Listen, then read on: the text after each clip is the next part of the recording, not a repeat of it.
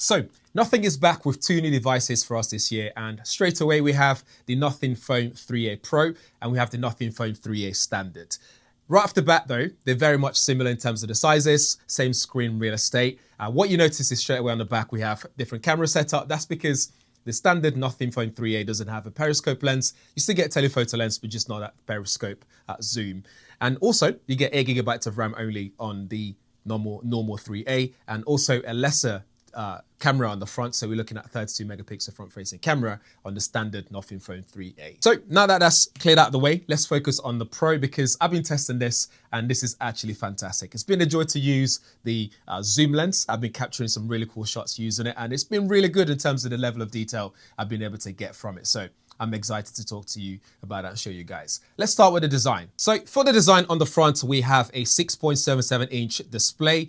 This is a Panda glass finishing. This is 1080 by 2392, giving you 387 ppi. And you also get 120 hertz refresh as well, and 480 hertz touch sampling when not in game mode. But if you put it in game mode, you get 1000 hertz touch sampling, which is pretty cool. There's also a 2160 hertz PWM frequency in terms of dimming, and also 3000 nits peak brightness. For water industrial system, we're looking at IP64, and this weighs just 211 grams. Around the device itself, we have volume rocker on the left side of the device, which is nicely situated and sticks out just a bit, so you get a nice tactile feeling on it. And then if we look on the right side, we get a power button there, and there's also an essential space button, which I'll explain what that is just in a bit. Up top, we have the microphone there, and down at the bottom, we get a USB-C port, speaker grill, and your SIM card tray, and a microphone there as well. Over on the back, we get a design that we're pretty much used to now in terms of seeing the inner workings of the device. Looks very unique, very nice. It's a design that I think everyone loves about Nothing phones in general. We get the glyph design as well, and also this 3-camera array. So you have a 50 megapixel Samsung sensor, which is f1.88, and the sensor size itself is 1.56 inches. It has OIS and EIS, and then we get a 50 megapixel periscope Sony sensor. That's f2.55. Size-wise, 1.95 inch, and 3 times optical zoom. That's been doing a really great job. We also get 8 megapixel ultra wide angle camera, which is a Sony sensor, and f2.2. The glyph design is still there as well, so the glyph interface, which gives you 26 individual addressable zones and 10 new ringtones as well that you can configure to go with those lights and do a bit more as well. We'll go through that when we talk about the software and what you can actually do in the settings. For the performance, we're looking at Snapdragon 7S Gen 3. It's running Nothing OS 3.1, which is based on Android 15, and will give you 3 years of Android updates and 4 years of security updates. We have 12 gigabytes of RAM and 256 gigabytes of internal storage. There's memory expansion settings, which we'll go through as well.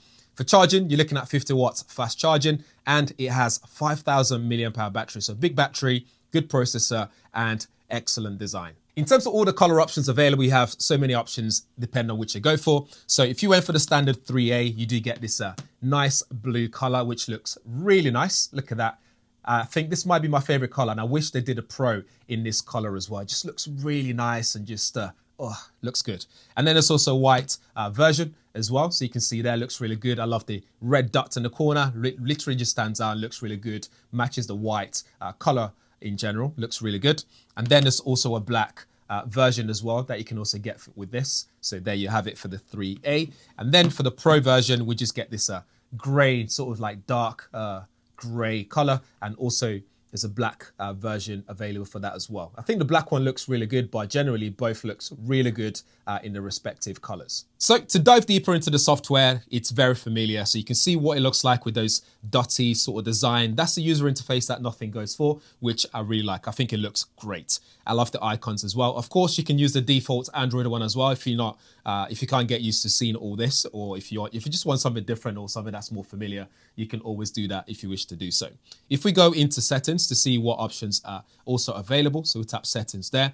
So you can see here we got your glyph interface. This is where you can customize your ringtone as always. You can have those lights flashing on the back if you wish to do so. You got a glyph timer, composer to compose your own. Glyph progress as well, which works with third-party apps if you have them installed, like Uber, for example, and Calendar. If you have them installed, you can have all this stuff working with that glyph interface on the back, which looks really cool. Lock screen options are there as well, so you can see what you can get here. Really good stuff always show basic information on lock screen and whatnot, just the usual stuff that you get on Android devices. And then you get some level of customization as well. So you got a wallpaper pack that's available, so you can change it to different things to suit your preference, entirely up to you. And then we go back out and we go into things like your display settings. If you go to display settings, this is where we can change that refresh rate settings options. So we go to display refresh rate. We got dynamic, high, and also standard. So select what you prefer. If you select high, it just means it will drain your battery a lot faster. But you don't need to have that on all the time, because the dynamic mode is better, because then when you're gaming, it will switch accordingly. And when you're not gaming, it will switch back to preserve your battery life. In special features, right at the bottom, you get more options as well. So things like your gestures here. So if you want to turn some of them on and start using it, you can do that. For example, flip to glyph. This is something that I use. I always switch that on. But what I wanted to show you here is RAM booster. So you can boost that RAM up using the storage that's here as well. So to help boost it just a bit more whenever you need to. So you can select a different option, or you can turn it off completely. We go into About Phone, which I really like. It helps me remember some of the settings, so you can see stuff that you can use here. So 12+2, because I've selected 2 GB for the expansion. You can see your battery life and every other settings and specs that you can have for the phone. So before we get into the camera settings and stuff like that, what you can do now is use something called Essential Space. So Essential Space is basically a collection of memory, stuff that you're doing day to day that you don't want to forget on the fly. So you can kind of organize your life as you're going on the go without having to dig too deep into your phone and looking for notes and all that kind of stuff. It also works with a button on the side, so you can press and hold it, for example, to record audio and save your audio here. So if you have a memo or a note that you're trying to remember, something to remember for later, you can just press and hold it and you can record something. So it works like that. So you can see it starts to record audio, saves it into your space, so you can go back to it later on. Or you can just tap once to capture a screen that you're looking at, add a little note there, and you can save it into your Essential space. I think it's pretty cool that they've done that. That's a really cool use. One thing that annoys me though, however, is that button placement, because sometimes I'm pressing this thinking that's a power button when it's not. So I'm accidentally saving so much into that Essential space. So you can see there's loads of camera stuff and photos of me on there, which is not something that I intended to do. That's just because I was pressing that by accident all the time. So that's something to bear in mind. There's also a settings option there as well. So you've got early access, which is available to anyone. So whether you're buying or using the normal Nothing Phone 3A or using the Pro like this one, you got access to that, which gives you updates and early access to different functions and settings. Going into camera option, so you can see what's available here. So if you go right across, we got option for night mode. So this is available across all the focal range. So 0.6, 1x, 2, 3, and 6. We got macro mode at 3x or 6. We got portrait mode as well, so we can go 24, 50, 70, and 100 mil. Then we have normal photo. Again, you can go across the range there. Tap this little arrow right at the top, gives you extra options. So we've got HDR, exposure settings. You can also change the photo quality to use a full 50 megapixel. But if you do that, then you are limited to 1x and 3x, because those are your 50 megapixel sensors on the camera. But if you want to just use the standard stuff and you don't want that, you can change it back to 12 megapixel and then it displays the rest of the options. We go into video. We have options to shoot 1x, 3x here because I've selected 4K. So you can have 4K at up to 30 frames per second. So you can see there, we can change the frame rate, 4K 30. Different options available there, so you can play around with that as well. We get to more. We've got things like slow-mo, time-lapse, panoramic effect, and expert mode, which allows you to do your own manual settings and save raw pictures, I believe. So I haven't really used that one much because obviously I use my normal camera for that kind of stuff.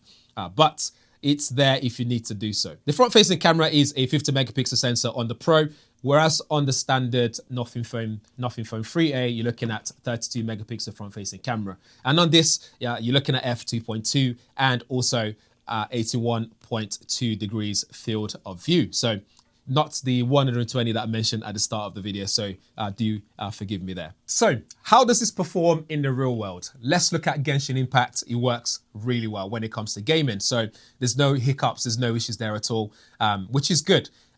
Having that Snapdragon 7S Gen 3 doesn't affect the performance at all. You got game mode as well. You got that 120 hertz refresh. You got really good touch sampling rates, especially when you put it into gaming mode, which gives you that 1000 hertz touch sampling rate.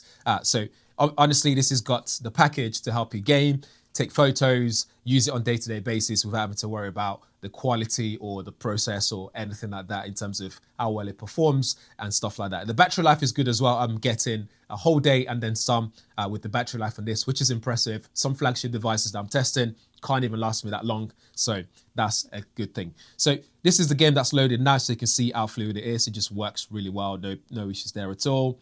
So if you really are a gamer and you like games like this, you can use game all day long on this display. Nice and bright as well, so you can use this in different lighting situations without having to worry about it being too light or too bright or anything like that, or you're viewing.